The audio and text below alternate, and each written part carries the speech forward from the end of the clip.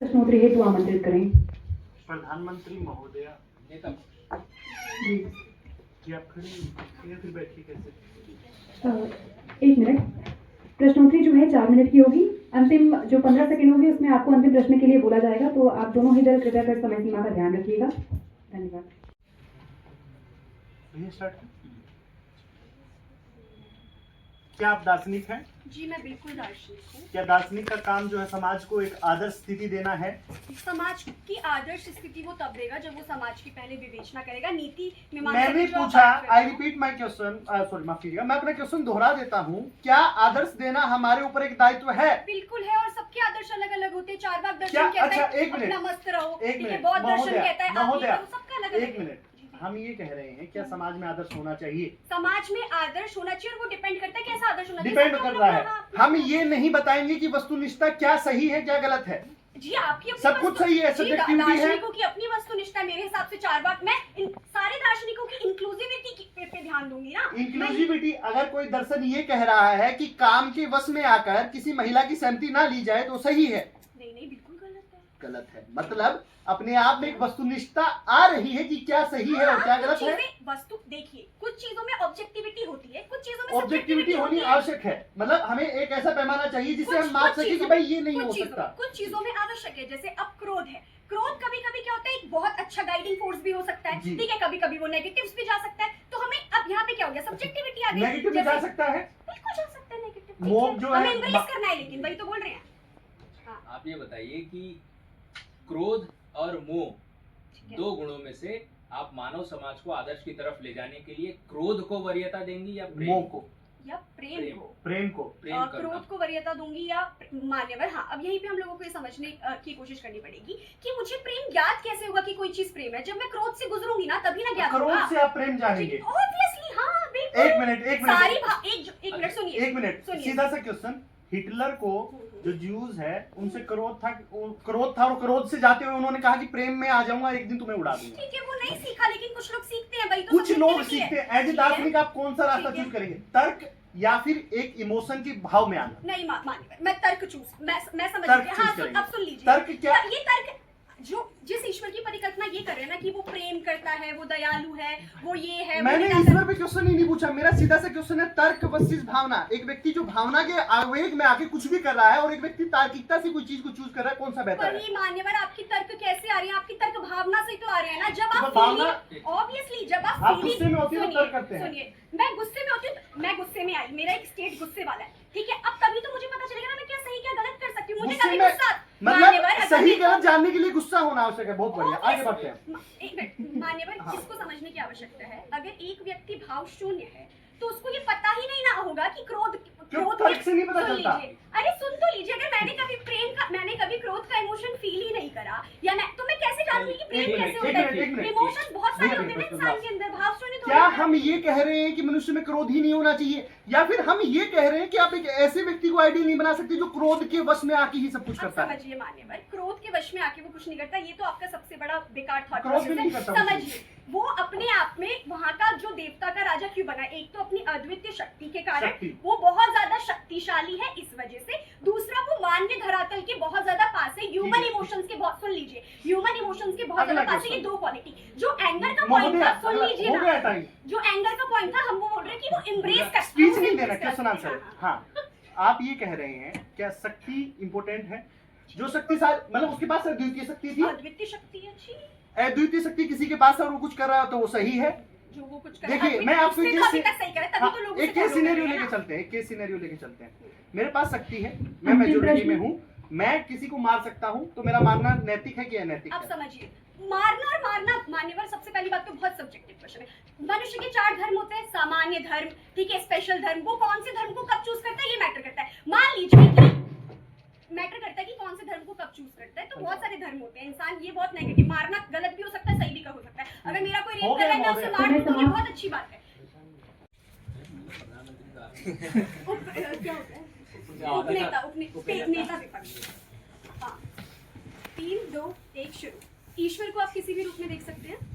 हम ईश्वर की जो अवधारणा है उसको इस सेंस में नहीं देख सकते कि जैसे कोई किसी को मार रहा है। ईश्वर को आप किसी भी रूप में देख सकते हैं, बोला गया है। नहीं, आप एक्सप्लेन मत कीजिए, मेरे प्रश्न आपको का तो उत्तर पूरा दीजिए। समय दिया गया था, आप हमें समय नहीं दे ईश्वर रहे को हैं। किसी भी रूप में देख सकते हैं। आपका क्वेश्चन हो गया सर, मैं बस अब कार्य सुनिए आपने। मैं ये कह रहा हूँ ईश्वर को किसी भी रूप में देख सकते हैं, पर उस रूप के अंदर हम ये नहीं कह रहे कि ईश्वर जो है क्रोध में आके केवल शक्तिशाली के आधार पे होगा। ईश्वर को किस हम रूप में ईश्वर देखेंगे? सुनिए, हम हाँ। ईश्वर को अपने आप में निराकार भाव और दयालुता के भाव में देख रहे हैं। दयालु और देख रहे हैं? निराकार होगा ईश्वर। हाँ, कैसे होगा सुनिए, ऐसे होगा निराकार के तौर पे। ईश्वर एक परम सत्ता है, परम सत्ता जिससे सब कुछ आया है, जो सबका निमित्त और उपादान कारण है, और उस उपादान कारण के अंदर वो जो ईश्वर है उसकी सब्जेक्टिविटी आप ये नहीं कर सकते समाज में जाके ईश्वर जस्टिफाई, आपका क्योंकि ईश्वर कैसा है? हमारे सब निराकार है। निराकार क्या होता है? निराकार जिसको आप किसी एक आकार में बांध ना सके, वो है नेति कैसा? नेति। उसके अंदर क्या नेति नेति, उसके अंदर कोई क्वालिटीज हैं? उसके अंदर जो क्वालिटीज है वो अनंत है, आप क्या- उन्हें बता क्या ही नहीं qualities? सकते। क्या- अनंत कुछ क्वालिटीज गिनाइए, है, कुछ जैसे observe दयालुता करिए। उसका एक ठीक भाव है, वो दयालुता सर्वज्ञ है, ठीक है, वो सर्वज्ञ है। ठीक है। सर्वशक्तिशाली आपने है। एक बात बोली थी कि वो जो ईश्वर है वो मतलब जो मनुष्य है वो उसको किसी भी रूप में देख सकता है, ठीक है? अब इस बात को समझिए, हम ये नहीं कह रहे कि भाई कल वो आप क्रोध करेंगे और आप कह देंगे कि मेरा ईश्वर क्रोध करता नहीं। आप तार्किकता के आधार पे देखेंगे। जब हम ईश्वर तर्क की कहाँ से आते हैं? हाँ? तर्क कैसे आते हैं? मानव मस्तिष्क से आते हैं, मानव मस्तिष्क, लेफ्ट सेरेब्रम ठीक और है, राइट सेरेब्रम ठीक के है, अंदर जब बिल्कुल बिल्कुल मानव केमिकल मस्तिष्क प्रोसेसेस होते हैं ठीक तब तर्क आते हैं। अच्छा, मुझे ये बताइए कि एक जो व्यक्ति होता है वो बचपन से तर्क करना सीख जाता है? नहीं, व्यक्ति को सिखाया तर्क करना, जो तार्किकता है उसके अंदर आती है। बचपन से होती है? अरे सिखाई जाती सिखाई है, जाती तार्किकता है, ठीक होती है, कैसे और सिखाई कुछ जाती चीजें है? तार्किकता भी होती तार्किकता है। कैसे सिखाई जाती है? भाई तार्किकता के लिए आपको जो हम न्याय शास्त्र पढ़ाते हैं उसके अंदर तर्क अच्छा, होता एक है। 2 साल के बच्चे को आप न्यायशास्त्र पढ़ाते हैं? अरे भाई तर्क क्या होता है अपने एक आप में? बच्चे को ये कैसे पता चलेगा कि ये गर्म पानी है, ठंडा पानी है, कैसे बताएंगे? गर्म पानी ठंडे पानी जानने के लिए रिफ्लेक्सेस होते हैं। Reflexes तर्क देखिए, होते हैं, आप reflexes सर, के लिए मैं आपको पूरा समय दिया गया था, इतनी बोल ये कह रहे हैं गर्म पानी और ठंडे पानी को जानना है, उसमें रिफ्लेक्सेस काम करते हैं। Reflexes अब काम हर चीज करेंगे। के समय के साथ मानव मस्तिष्क ठीक डेवलप है, होता है, और ठीक मस्तिष्क है। में अपने आप में तर्क बनते हैं। तर्क बनना ह्यूमन की जो है सुन आता है। लीजिए। हाँ, जब आप उसके रिफ्लेक्सेस को काम कराएंगे, अगर मुझे पता नहीं है कि करंट कैसे आता है, ठीक है, मतलब अगर मैं एक स्विच को अटैच कर रही हूँ, मुझे पता चला करंट कैसे आएगा, तभी ना मैं उससे दूर होंगे अगली बार, ठीक है। ठीक है? ये मानते हैं ना आप? मतलब तर्क बचपन से तो नहीं है, सही गलत का चयन करने के बाद विवेक शक्ति कब आती है, चयन शक्ति कब आती है? भाई एक बच्चा पैदा होता है और उसको आप गर्म चीज पे छुआएंगे, वो तुरंत हाथ हटा लेगा। क्यों तुरंत हाथ लेता है? हटा लेगा ना, हाँ। ये मानते हैं ना आप? हाँ, ठीक है, हाँ, हाँ। प्रश्न क्या कुछ नहीं, ठीक है, चलिए अभी दूसरा प्रश्न मेरा आपसे ये है। महोदय, आप मुझे ये बताइए, आपके साथी वक्ता के अकॉर्डिंग आप क्या क्रोध के ऊपर हमेशा प्रेम को वरीयता देंगे? देखिए, अब इस बात को समझने की आवश्यकता है। हम जो कह रहे हैं, हम कह रहे हैं कि भाई जब आप क्रोध को ही वो बता रहे हैं कि आप क्रोध में आके आवेग में आपके साथी वक्ता बस एक सीन प्लीज क्लैरिफाई कर दीजिए, माफी चाहूंगा। आपके साथी वक्ता एक ऑब्जेक्टिवली बोला था कि क्रोध के को वरीयता देंगे या प्रेम को वरीयता देंगे। उसी ऑब्जेक्टिविटी की अंडरस्टैंडिंग में आपकी तरफ से चाहता हूँ कि आप हमेशा क्रोध को वरीयता देंगे या प्रेम को वरीयता देंगे। हम तो सीधा बता रहे हैं ना कि भाई हम प्रेम को वरीयता देंगे, और आप उसके हमेशा हिसाब से प्रेम को सुनिए, प्रेम को सुनिए, वरीयता, ठीक है, बस इतना ही प्रश्न था। एक मिनट सुनिए, नहीं, चलिए आगे कुछ कारण को सुनिए। हाँ, हाँ। अब प्रेम को देने का सीधा सा रीजन क्या है? हम ये नहीं कह रहे कि आपको भैया प्रेममयी हो जाना है, कोई आपका अहित कर रहा है। हम कह रहे हैं कि एक आदर्श पैमाना प्रेम है। अब जब हमेशा ऑल गुड होगा तो आपको प्रेम में रहना है, ना कि क्रोध में। दूसरी बात, आपको तार्किकता से उस चीज के ऊपर जाना है। तार्किकता से कैसे जाना है? हम इस चीज को थोप नहीं रहे कि आप एक ही चीज को मान लीजिए। हम कह रहे हैं कि भाई दयालुता एक भाव है, हर इंसान में दयालुता होनी चाहिए। उसी प्रकार से ये एक इमोशन जो है आइडियल आर्किटाइप है। समाज अगर कभी एक आदर्श समाज यूटोपिया में जाएगा तो वो हमेशा तार्किकता और प्रेम की बात करेगा, न कि क्रोध की बात करेगा। जी, अंतिम प्रश्न। अंतिम प्रश्न नहीं, अंतिम, अच्छा नहीं, समय शेष है, 15 सेकेंड आपके पास है। हाँ। नहीं है, टाइम है। पूछिए। बस मुझे ये बताइए, हिटलर ने ज्यूस का दमन किया था? क्यों किया था? अपने अपने आप से वो हिटलर ने ज्यूस का दमन किया था, तो मुझे ये बताइए, तो आप कह रहे हैं कि आप हमेशा प्रेम को वरीयता देंगे क्रोध के ऊपर, तो क्या ज्यूइश को क्रोध का भाव होना चाहिए हिटलर के लिए उस समय में, या फिर प्रेम का भाव होना चाहिए? यही समझने की आवश्यकता है। आप एक बहुत इलिसिट जनरलाइजेशन कर रहे हैं चल। कि सुनिए, जब भी क्रोध होगा आप जो है रिवोल्ट करेंगे। नहीं करेंगे। क्यों नहीं करेंगे? आप भावनाओं में आके, भाई मैं इस व्यक्ति को पसंद नहीं करता, मैं भावनाओं में आके क्रोध करना ठीक है। अरे सर समय समाप्त हो चुका है। मैं भावनाओं के भय में आके उसे जो है फेंक दूंगा, मार दूंगा, कुछ कर दूंगा। हम क्या कह रहे हैं, आप जो है विवेक का इस्तेमाल कीजिएगा, तो आप उस चीज के बारे में तार्किकता से समझ पाएंगे और समाज को मोबिलाइज कर पाएंगे कि क्या गलत किया गया था, जो सही होना चाहिए, जो क्रोध कभी कर ही नहीं सकता। क्रोध जो है एक तुरंत रिफ्लेक्टिव एक्शन है। जैसे किसी ने मुझे थप्पड़ मारा, मैंने उठ के दोबारा थप्पड़ मार दिया, उसके अंदर कहीं भी वाद प्रतिवाद और उससे जो है एक संवाद की स्थिति आएगी ही नहीं, क्योंकि आप क्रोध के आवेग में आके सब चीजें कर रहे हैं। आपको एक विवेक की आवश्यकता होगी। धन्यवाद। शेष वक्ता।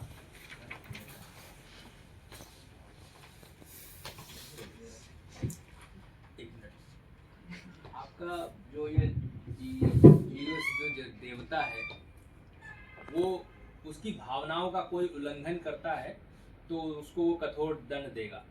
भावनाओं की अवहेलना करता है, जब हाँ, उसकी ठीक है, भावनाओं का ये- तिरस्कार करता है तो ठीक महोदय वो कठोर दंड देता ठीक है, है, क्योंकि महोदय और ये एक क्या बोलते हैं, एक आदर्श या राजा के रूप में ये भी होना चाहिए कि हम ठीक है, सभी की ठीक भावनाओं है, की सर, रेस्पेक्ट समझ चाहते हैं, गया। तो हम वो अपनी दंड भावना की भी देगा। रिस्पेक्ट चाहते हैं। यदि कोई इसका तिरस्कार करेगा तो ठीक उसको है, दंड मिलना ठीक चाहिए। है। ईश्वर को व्यक्ति जो है प्रसन्न करने के लिए कुछ चीजें चढ़ाता है। अलग अलग धर्मों में, हाँ, कुछ धर्मों में चढ़ाते हैं। ठीक है, जीसस को भी चढ़ाते होंगे प्रसन्न करने के लिए, देवता ईश्वर की कृपा बनी रहे। महोदय की जिनकी ऐसी आस्था है वो चढ़ाते हैं। ठीक है, तो जीसस को अगर कोई बेस्ट वस्तु प्रदान करने की जो नियम बना हुआ है उसकी अवहेलना अगर कोई दरिद्र व्यक्ति करेगा तो उसको वो दंड देगा। मुझे प्रश्न समझ में नहीं आया। मतलब अगर आप कोई देवता को चढ़ावा चढ़ाते हैं, हाँ। एक फिक्स हो गया कि ये हाँ। चढ़ावा चढ़ाना है, कोई अगर वो चढ़ावा नहीं चढ़ा पा रहा है उसको, तो क्या वो उसकी भावनाओं की अवहेलना करके उसके ऊपर क्रोध दंड देगा?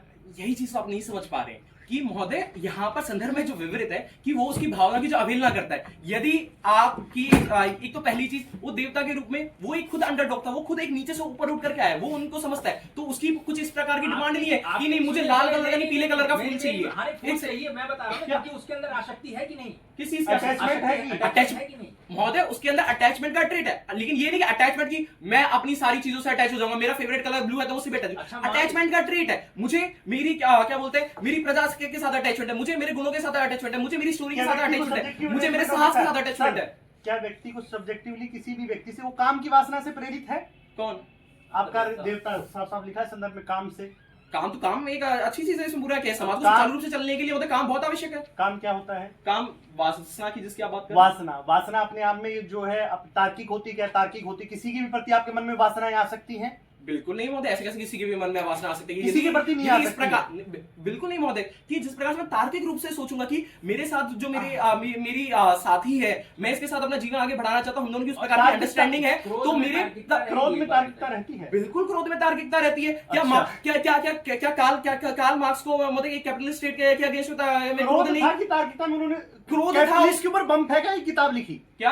अच्छा, एक बात अरे आप ये महोदय, मैं इस चीज को जो मैंने अपनी स्पीच में पहले शुरू से क्लियर किया था, यहाँ पे दोबारा क्लियर कर देना चाहता हूँ। क्रोध में और अपना आपा खो देने में बहुत जमीन आसमान का डिफरेंस है। इनके जो पूरे आर्गुमेंट्स हैं उस बेसिस पे आधारित है कि वो यदि कोई व्यक्ति क्रोध में तो आपा खो देगा। मैं इस टाइम महोदय क्रोध में उनके आर्गुमेंट्स को सुनकर क्या इसका मतलब मैं कुछ उठा के फेंक दे रहा हूँ? बिल्कुल नहीं। सुनिए, अगर एक निश्चित रूप हम ईश्वर का रखते हैं, वो अटेंड करने में ज्यादा सुलभ होगा, या आप निराकार कर दीजिए कि आपको जैसा सुलभ हो वैसा अटेंड कर लीजिए? इसमें ज्यादा सुलभता होगी ईश्वर को प्राप्त करने में? निश्चित रूप में आप यदि ये रख देंगे कि मनुष्य उड़ रहा है तो वो अटेन करना पॉसिबल थोड़ी ना है। आपने जो अभी एक मिनट कि जो आप ये कह रहे हैं कि आपने जो निश्चित रूप तो रखा है उसका, लेकिन वो निश्चित रूप अप्राप्त है, उसकी जो आपने नीति टेस्ट शास्त्र एकदम दर्शन परफेक्ट का कर पाठ दिया। है? क्या महोदय?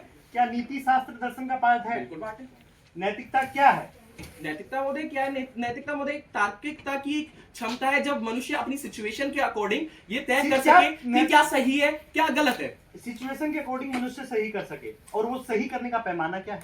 सही करने का पैमाना क्या है? और सही करने के महोदय अलग अलग दर्शन में अलग अलग पैमाने, मैं जो As a दार्शनिक आप- एज ए दार्शनिक मैं ये पैमाना फॉलो करता हूँ, या फिर वो जो मैं ज्यूइश की बात कर रहा हूँ, ज्यूइश ईश्वर ये पैमाना फॉलो करते हैं कि यदि मैं किसी सिचुएशन में हूं, तो यदि मेरे साथ वो गलत हो रहा है और यदि वो क्या बोलते हैं और मैं उसको वो नहीं चाहता, तो मैं सेम चीज दूसरे के लिए अप्लाई करूंगा। अप्लाई करेंगे। अगर आपको कोई मार रहा है तो आप मारना नहीं चाहते तो अंतिम आपसे मार प्रश्न। देंगे। आप इस तरह से उनको ना बहुत ही सरफेस लेवल पे नहीं देख सकते कि Last question। नहीं, लास्ट मैं पहले क्वेश्चन का आंसर करूंगा, फिर आप लास्ट क्वेश्चन। हाँ, last question। ठीक है, आप इस तरह से नहीं देख सकते। आप उसको पूरी स्टोरी देख रहे हो कि मार क्यों रहा था, उसके पिता उसको क्यों कर रहे थे, क्यों बस उनके उसमें जो उसकी क्या थी कि वो अपनी जो गद्दी है वो नहीं छोड़ना चाहते थे, वो हमेशा प्राप्त Last करके question। रखना चाहते हैं। Sir, आप last सिर्फ ये देख question। सकते कि अरे किसी को फांसी की सजा हुई है तो जज को भी मैं फांसी की सजा Last दूंगा, question, ऐसे last नहीं question, होता। last question। मेरा क्वेश्चन बड़ा क्लियर है।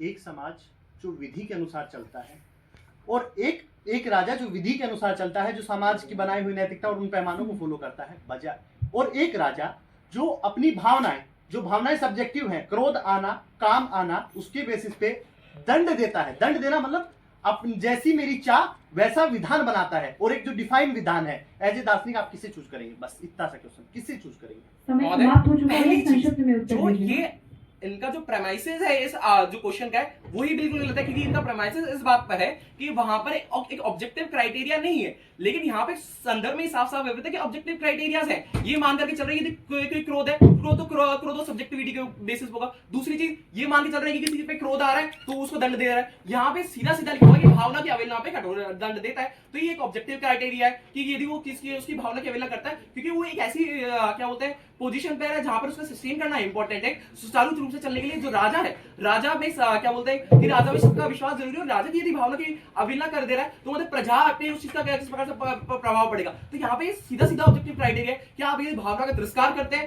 तो आपको समय समाप्त हो चुका है। वो नाजी था कि ज्यूस था? हिटलर जर्मन था, जर्मन नागरिक था, लेकिन उसने ज्यूस को मारा था ना, तो खुद तो नाजी था ना।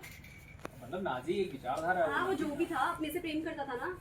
हाँ, अपने से नहीं, अपने मतलब उसकी जो भावनाएं थी वो अपनी भावनाओं के प्रति आसक्त था। आसक्त था, ठीक है। प्रेम और आसक्ति में क्या फर्क होता है? प्रेम में ये होता है कि आप जो है कि सुनिए, जो आसक्ति है वो ये होता है कि सिर्फ मेरा हित जो मैं चाहता हूँ वही हो, मुझे मिले। और प्रेम में होता है कि मैं दूसरों के लिए दूसरों से ठीक है, संबंधित। प्रेम और आसक्ति में अंतर होता है, ठीक है। अब मुझे ये बताइए कि प्रेम में मतलब हम लोग सबका हित चाहेंगे, हाँ, मतलब ईश्वर ठीक है, में सबका है। ठीक है, सबका हित चाहेंगे। आप मुझे बताइए कि मान लीजिए कि एक व्यक्ति है, एक व्यक्ति किसी को पीछे मतलब उसको मारने के लिए भाग रहे हो, ठीक है। एक व्यक्ति है, उसने कुछ खराब काम किया है और वो उसको मारने के लिए भाग रहा है, और वहाँ पे खड़े होकर आप उसे रास्ता मतलब आपसे वो पूछ रहे हैं कि आपने उस व्यक्ति को देखा या नहीं देखा, ठीक है, मैं उसे मारने के लिए जा रहा हूँ, तो आप क्या करेंगे? उसे सही रास्ता बताएंगे या नहीं बताएंगे? क्योंकि वो किसी को मार के भाग रहा है ये मैंने नहीं देखा ना, वो तो सिर्फ मुझे रास्ता देख रहा है ना। हाँ, हो तो- सकता है कि किस वजह से वो हाँ, तो भाग आप रहा है, उसे क्यों सही नहीं रास्ता भाग रहा है। बताएंगे या नहीं बताएंगे? वो उसके पीछे तलवार लेकर जा रहा है। तलवार लेके जा रहा है, देखिए अगर वो यहाँ पर वो मुझसे पूछ रहा है कि कौन किधर गया, तो अगर तार्किक हुआ वहाँ पे मैं ये समझ लिया कि वो किसी की हत्या करने के लिए जा रहा था, मैं उसको सही रास्ता ये बताऊंगा कि उसको दूसरी जगह भेज देंगे, क्योंकि प्रेम है। मोदी बताइए, आपके अकॉर्डिंग जो आप बोल रहे हैं कि आप हर चीज में प्रेम को वरीयता देंगे, आपके प्रेम में हिंसा होती है? कब हमेशा अहिंसा होगी? प्रेम में हिंसा नहीं होती। प्रेम में हिंसा नहीं होती है। आपका ईश्वर दंड देता है? देखिए हमारा ईश्वर नहीं, जिसका ईश्वर की आप कल्पना कर आप रहे हैं, चाहते हैं कि गलत आप चाहते हैं समाज आप जो रेप की बात कर रहे थे ट्रिगर वार्निंग, आप जो रेप की बात कर रहे थे, आप चाहते हैं समाज में रेपिस्ट को दंड मिले? नहीं, हमें चाहते हैं कि रेपिस्ट हो ही ना क्योंकि आप अच्छा, रेपिस्ट आप सुनिए मेरी बात सुनिए। समाज की सच्चाई है कि रेपिस्ट है एग्जिस्ट कर रहे पहले हैं? जवाब दे देते जी, मैं ये कह रहा हूँ कि जिस ईश्वर को आप कल्पित कर रहे हैं ना, और जिसके अंदर क्रोध को आप साहसी बताकर कर रहे हैं, उस क्रोध के वशीभूत होकर ही वो गलत कृत्य कर रहा है। और हम चाहते हैं कि ऐसा ईश्वर बने ही नहीं, ताकि मनुष्य उससे प्रेरणा ही ना ले। क्या समाज में ऐसे धर्म एग्जिस्ट करते हैं जहां पर ये जो निराकार और दयालु ईश्वर एग्जिस्ट कर रहे हैं? हम दार्शनिक के रूप में ये कहें, क्या क्रिश्चियन कम्युनिटी में, माफ कीजिएगा मैं रोक रहा हूँ, क्या क्रिश्चियन कम्युनिटी में निराकार और दयालु ईश्वर एग्जिस्ट करता है? हाँ वो दयालु बता, क्या वहां पे रेप होते हैं? क्योंकि मनुष्य के लिए वो जो आदर्श स्थिति है वो उस तक पहुंच रहा, बुराइयां हैं, हम इसको मना नहीं कर रहे। तो आप क्रिश्चियन कम्युनिटी में जब क्या बोलते हैं कि यदि कोई व्यक्ति रेप कर रहा है यानी कि रेप एग्जिस्ट कर रहा है ना, या तो आप चाहते हैं उस रेपिस्ट को दंड मिलना चाहिए? हम ये कह रहे हैं दंड मिलना चाहिए, दंड मिलना चाहिए। पहले आप पूरा जी, माफ कीजिए। समाज में बुराइयां हैं जो उत्तर गलत देने कर रहा का है समय समाज दीजिए। व्यवस्था के साथ, लेकिन जब हम एक आदर्श व्यवस्था की चल रहे हैं, क्या हम ईश्वर को ऐसा प्रोजेक्ट करेंगे कि वो क्रोध के वशीभूत होकर अपनी भावनाओं की अवहेलना करके वो सारे काम कर रहा है? इसलिए क्रिश्चियनिटी का दयालु ईश्वर है। क्या आपकी आदर्श व्यवस्था इसी व्यवस्था में से निकल करके बनेगी? क्या आप इसी व्यवस्था में सुधार करके आदर्श व्यवस्था की तरफ जाएंगे? हमारी आदर्श व्यवस्था जो ईश्वर के रूप में हम प्रस्तुत करेंगे उसमें से बनी, और वह इसी मनुष्य के समाज के तार्किक दार्शनिक के मन से ही निकलेगी, डिबेट छोड़िए, मस्तिष्क से ही निकलेगी। आप मुझे बस ये बताइए कि एक क्रिश्चियन कम्युनिटी में जो उस ईश्वर में विश्वास रख रहा है, उस कम्युनिटी में यदि कोई व्यक्ति रेप करता है, कोई व्यक्ति गलत कृत्य करता है, तो उसके साथ आप समाज को कैसे प्रेरित करेंगे कि ये चीज दोबारा ना हो? देखिए सीधा सा अध्यक्ष महोदय जवाब ये है कि समाज में कुछ चीज गलत हो रही है, उसके लिए दंड देना है, उसके लिए सब चीज करना है, वो सब तो समाज की व्यवस्था है, वो करनी पड़ेगी। लेकिन जिस ईश्वर के रूप में हम सर्वोच्च सत्ता को ऐसा दिखा देंगे, भैया वो क्रोध के अंदर आकर वो भी गलत चीजें करता है, तो ये चीजें जस्टिफाई हो जाएंगी कि ईश्वर ही जब ऐसा कर रहा है तो मनुष्य क्यों ना करे। इसलिए हम कह रहे हैं मनुष्य के अंदर जो दुर्गुण है उससे निजात पाने के लिए एक आदर्श व्यवस्था है जो कि ईश्वर है, उस तरफ हमें बढ़ना है, इसलिए हम ऐसी बात कर रहे हैं। अगेन मैं हम इससे डिनाई नहीं कर रहे हैं कि समाज में अपराध नहीं हो रहा है या गलत काम नहीं हो रहा है। मैं बस ये कह रहा हूँ, इसको वाइंड अप कर देते हैं, क्योंकि आप हम दोनों की म्यूचुअल अंडरस्टैंडिंग है कि समाज में अपराध है, समाज में तो हम बुरे कृत्य हैं। तो आपके पास क्या आप जो उस अपराधी है उसको आप उसी तरह से कंटिन्यू रखना चाहते हैं, या आप चाहते हैं कि आपके दर्शन में इस चीज का प्रोविजन हो, आपके दर्शन के द्वारा आप प्रेरित कर सके। समाज में जो चीज एडजस्ट करेंगे वो एक अलग है, फिर तो दर्शन की जरूरत ही नहीं है। लेकिन क्या आप दर्शन में ऐसी चीज को इंक्लूड करना चाहते हैं जिसके द्वारा उनको ये प्रेरणा मिले कि आगे करना है या नहीं करना? बिल्कुल, आप जो दर्शन की बात कर रहे हैं, दर्शन में ही हम ये कह रहे हैं कि दर्शन में कोई ऐसा राजा नहीं हो सकता है, कोई राजा के रूप में ऐसा कोई ईश्वर नहीं होगा कि उसकी भावनाओं की अवहेलना करने पर वो उसको दंड देगा। हो सकता है कि जिस शक्तिशाली समाज और उसकी बात कर रहे हैं, हो सकता है कि राजा ही जो पृथ्वी पे है, राजा ही गलत कर रहा हो और नागरिकों और स्त्रियों के साथ गलत दुष्कर्म कर रहा हो, और राजा ये कहे कि ईश्वर ही ऐसा है, तब तो वो गलत हो जाएगा। तो जिसकी आप कल्पना कर रहे हैं कि नहीं न्यायपूर्ण समाज होना चाहिए, दर्शन के रूप में हम ये कह रहे हैं न्यायपूर्ण समाज और एक सर्वोच्च सत्ता के रूप में हम आदर्श की स्थिति की ओर बढ़ना चाहते हैं। इसलिए हम इस प्रकार के ईश्वर का समर्थन बिल्कुल नहीं करते जो अपने आप में ही दुर्गुणों को लेकर चल रहा है। धन्यवाद। अध्यक्ष महोदय की अनुमति से मैं उपनेता विपक्ष अपने प्रत्युत्तर भाषण के साथ, सबसे पहले हम दार्शनिकों के सदन में हैं। दार्शनिकों का हमने एक गोल भी नेता विपक्ष के रूप में हमने बताया कि एक आदर्श स्थिति की तरफ मनुष्य जो है हमेशा बढ़ने की प्रयास करता है और आदर्श के रूप में एक सर्वोच्च सत्ता के रूप में देखता है कि ईश्वर निराकार, दयालु, करुणामय और प्रेम का प्रतिबिंब होता है जिसकी तरफ समाज को ले जाना होता है, ना कि वो क्रोध, आसक्ति और मोह जिसको कि मानव समाज में ही माना जाता है कि इसके कारण ही अपराध होते हैं। जो कि अभी प्रश्नोत्तरी में इन्होंने कहा कि अपराध हो रहा है, क्रोध के कारण उसने कर दिया, उसको दंड देना। हमने ये कहा कि समाज में अपराध हो रहे हैं, इसीलिए तो हम एक ऐसी आदर्श स्थिति, आदर्श प्रतिबिंब की कल्पना कर रहे हैं जो कि इन सबसे मनुष्य को छुटकारा दिलाएगा, प्रेम की तरफ ले जाए, करुणा की तरफ ले जाए। लेकिन जब आपका सर्वोच्च प्रतिबिंब ही क्रोध और आसक्ति से अनासक्त नहीं हो पा रहा है तो आप कैसे आदर्श स्थिति की कल्पना करेंगे? दूसरी बात, इन्होंने कहा ग्रीक देवता में एक ये देवता है लेकिन और भी बहुत सारे देवता हैं। मैं अपने वक्तव्य में पूछकर भी गया था कि दूसरा देवता कौन है जो दया और करुणा को बढ़ाता है, इन्होंने नहीं बताया। और दूसरी बात, जब बहु ईश्वरवाद है तो आप इसी ईश्वर की कल्पना और इसी के वकालत क्यों कर रहे हैं, इसका भी आपने उत्तर नहीं दिया। दूसरा एक सवाल हमने पूछा था कि अटेन करने वाली बात है कि आप किसको आसानी से, सुलभता से प्राप्त कर पाएंगे। जब आप एक निश्चित मापदंड तय कर देंगे कि ईश्वर को इसी तरीके से प्रसन्न किया जा सकता है और उसके वो मन की भावनाओं की अवहेलना अगर कोई करेगा तो उसको दंड मिलेगा। और हमने कहा कि वो निराकार के रूप में आप जैसे प्राप्त करना चाहे वैसे प्राप्त कर लें। हमने Q&A में पूछा इनसे कि भाई अगर देवता को कोई चढ़ावा चढ़ाना है, उसके पसंद का चढ़ावा नहीं है तो क्या उसको दंडित करेगा? और आपका संदर्भ तो इसी को समर्थन करता है कि अगर उसकी भावनाओं की अवहेलना करेंगे उसको दंड देगा, और यही दंड। और फिर जब अभी प्रश्नोत्तरी में इन्होंने कहा कि क्या जो अपराध हो रहे हैं और उसको दंड देना चाहिए, तो हम ये कह रहे हैं कि तो समाज में अगर आप ऐसे ईश्वर को रखेंगे तो राजा भी अगर गलत काम करेगा तो ईश्वर का सहारा ले लेगा कि भाई अगर ईश्वर ही ऐसा सर्वोच्च शक्ति के रूप में कर सकता तो मैं क्यों नहीं कर सकता। तो यहाँ पर जो मैंने कहा था कि जो शक्तिशाली होगा वो जो करेगा वो सही हो जाएगा, तो ऐसे प्रतिबिंब की वजह से वो चीजें सही हो जाएंगी। इसका जवाब इन्होंने नहीं दिया था। धन्यवाद। अध्यक्ष महोदय, मेरा प्रतिपक्ष की जो डिबेट थी वो डिबेट जो शब्द है, शब्दों को तोड़ना और फिर उन शब्दों को मतलब तोड़ मरोड़ना और फिर उनको दोनों में डिफरेंस नहीं बताना कि एक्चुअल शब्द और जो ये अंडरस्टैंडिंग लेकर के चल रहे हैं उसमें क्या डिफरेंस है, इस पे रहा। अब मुझे कुछ बताते हैं, इन्होंने कहा भावना को अवहेलना करना, हम बता करके जाते हैं भावना की तिरस्कार होगा तो उस चीज पे दंड मिलना चाहिए। प्रतिपक्ष मेरा पूरी स्पीच में नहीं बता करके जाता कि अवहेलना में और भावना को सिर्फ ना मानने में क्या डिफरेंस है। और ये कहते हैं अरे सिर्फ भावना की अवहेलना करते, हम बता के जा रहे हैं तिरस्कार करने पे कर रहा है। ऐसा नहीं कि आप एक लाल फूल की जगह पीला फूल ले, आपके पीले फूल की जगह हरा फूल ले तो उसमें वो आपको दंड दे देगा। यदि आपकी भावना की अवहेलना कर रहा है, यदि आपसे कोई आकर के बोल रहा है कि आपके क्या बोलते हैं कि आपकी भावना को कोई चीज बताता है तो उसको सहन नहीं करना चाहिए। किस प्रकार से मतलब हम देखते हैं कि जो बड़े बड़े शासक हुए भावना के जो कॉन्ट्रडिक्शन के माता के जाता हूं, जो हमारे उपनेता व प्रतिपक्ष हैं वो पहले कहते हैं कि इनके जो ये हमेशा प्रेम को प्रायोरिटाइज करेंगे, प्रेम में क्या बोलते हैं कि कभी हिंसा नहीं होगी और कहा ना कि और दंड हम दे ही नहीं सकते, और अंततः मान करके जाते हैं कि हाँ वैसे वो दंड देगा लेकिन क्या होता है उसमें, लेकिन जनरली वो प्रेम को प्रायोरिटाइज करेगा। तो कहीं ना कहीं मोदी कॉन्ट्रडिक्शन था। दूसरी चीज मोदी जो मोदी पूरा पैराडाइम था, पूरे पैराडाइम में कहीं पर भी ये नहीं बता कर जाते कि क्रोध में और आपा होने में सिमिलैरिटीज कैसे, क्योंकि मोदी ये मान कर जा रहे हैं कि किसी व्यक्ति को, मोदी ये बात मानते ही नहीं कि क्रोध एक स्पेक्ट्रम है कि क्रोध एक थोड़ा शुरू होता है, फिर बढ़ता है, फिर बढ़ता है, फिर इंसान आपा खो देता है। परंतु ये हमेशा ये माना जाता है कि इंसान को इस पॉइंट पे यदि क्रोध आया तो वो इस पॉइंट पे क्रोध आ गया तो वो बिल्कुल ही विचलित हो जाएगा, बिल्कुल ही गलत डिसीजन लेने लगेगा कहीं। तो फिर बोले किस प्रकार से अलग अलग टाइम की मुझे इस समय क्रोध आता है, क्या मैं सारी चीजें फेंकने लग रहा हूँ, इस चीज का भी कोई जवाब नहीं देकर के जाते। महोदय ये क्रोध और काम को हमेशा एक नेगेटिव ट्रेड बता करके जाते हैं, किस प्रकार से ये उन चीजों का जवाब नहीं देकर के जाते जो हमने पूछी थी कि क्रोध और काम की वजह से जो अच्छी चीजें हो रही है उन चीजों को नहीं बता करके जाते। हमें बात है कि क्रोध की वजह से कैसे रेवोल्यूशन आ रहे, कैसे विचार विमर्श उत्पन्न हो रहे हैं। काम की बोली कहीं पे नहीं बताया जाता कि काम समाज को आगे बढ़ाने के लिए कैसे जरूरी है। यदि काम को एक ऑब्जेक्टिवली नेगेटिव ट्रेड मान रहे हैं तो जो हम इसे पूछ रहे हैं कि समाज को फिर आप आगे बढ़ाओगे कैसे। आप तो समाज में ये चीज बताओगे कि भाई काम तो नेगेटिव ट्रेड है, तो आप क्या बोलते हैं कि रिप्रोडक्शन जैसी चीजों के लिए जो काम एक अत्यंत अनिवार्य चीज है उस चीज को तो आप समाज में अवॉइड करने के लिए बोलोगे।